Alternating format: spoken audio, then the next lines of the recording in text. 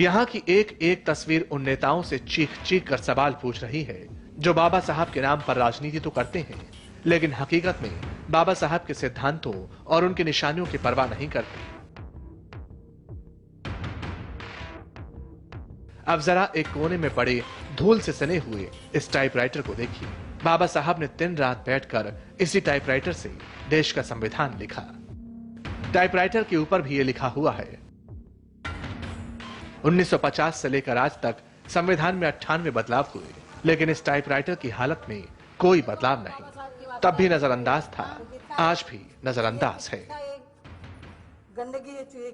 यही वो टाइपराइटर है जिससे बाबा साहब ने इस देश का संविधान लिखा था। ये महिलाएं उत्तरी नागपुर से आई हुई हैं बाबा साहब की इन अंतिम निशानियों को देखने के लिए, और यहाँ आकर के एक बहुत ही भोला सा सवाल करती हैं कि जब ये दिल्ली गई थी गांधी परिवार की अंतिम निशानियों को देखने के लिए तो सारी निशानियां चमचमा रही थी, तो आखिर हमारे बाबा साहब की अंतिम निशानियों की ये हालत क्यों है? और इस सवाल का आखिर कौन जवाब देगा? क्या राहुल गांधी इन सवालों का जवाब देंगे जो अक्सर टीवी पर दलितों के घर में खाना खाते हुए नजर आते हैं? क्या वे इन सवालों का जवाब देने की जहमत उठाएंगे? गंभीर सवाल है, क्या देश के हर महान इंसान के संग्रहालय की हालत ऐसी है? क्या दिल्ली में गांधी नेहरू परिवार की अंतिम निशानियां भी इसी तरह दम तोड़ रही हैं? अगर नहीं तो बाबा साहब की क्यों? ये वो अथॉरिटी लेटर है जो बाबा साहब की धर्मपत्नी सविता अम्बेडकर यानी माई साहिबा ने इन अंतिम निशानियों को चिंचोली के म्यूजियम में संजोए रखने के लिए सौंपा था। नागपुर बाबा साहब की दीक्षा भूमि है। यहीं उन्होंने अपने लाखों अनुयायियों के साथ बौद्ध धर्म की दीक्षा ली थी। माई साहिबा की इच्छा अनुसार बाबा साहेब के पिए रहे नानक रत्तू ने इस म्यूजियम की स्थापना की ताकि हमारी आने वाली पीढ़ी बाबा साहेब की इन अंतिम निशानियों को देखकर गौरवान्वित हो सके, इनसे प्रेरणा ले सके। लेकिन अब इन अंतिम निशानियों की हालत देखिए और सोचिए कि हमारी पीढ़ी इसे देखकर क्या प्रेरणा लेगी। ये अष्ट धातु की बनी भगवान बुद्ध की वही प्रतिमा है जिसके सामने बाबा साहब भीमराव अंबेडकर ने नतमस्तक होकर के बौद्ध धर्म की दीक्षा ली थी।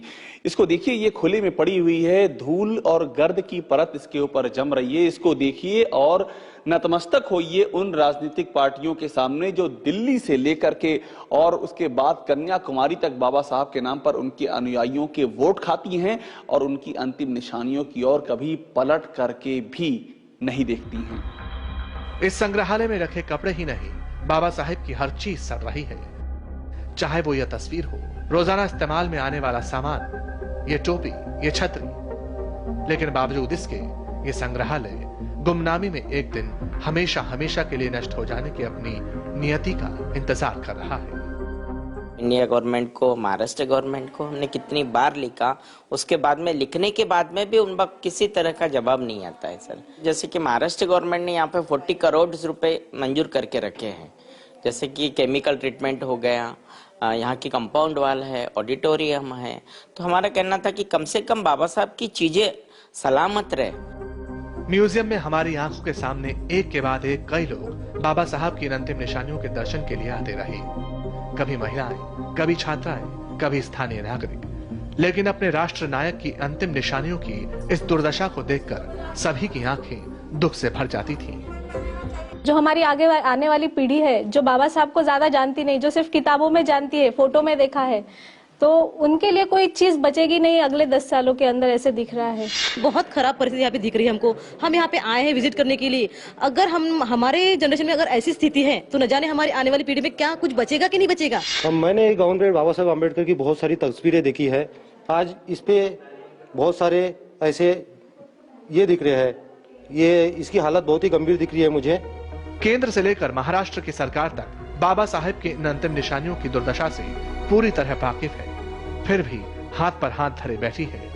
आपको हम इस बेहद ही कड़वी सच्चाई का भी एहसास करवाएंगे।